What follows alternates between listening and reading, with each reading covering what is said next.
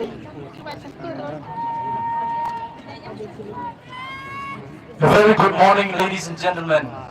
Greetings to one and all. And we take this moment to wish you all a very happy Independence Day. As we have all gathered here to celebrate the 77th anniversary of the world's largest and most vibrant democracy, let us keep everything else aside and embrace this day with the zeal of a patriot, the enthusiasm of a free man, and the love akin to that of a freedom fighter.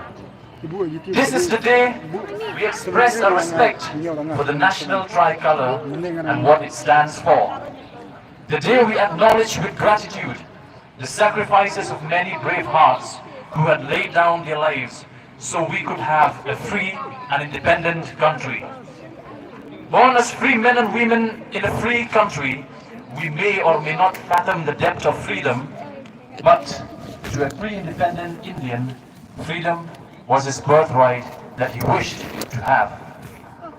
Today, we salute our heroes, our warriors, our leaders for their unwavering devotion to freedom and the dedication to achieve it.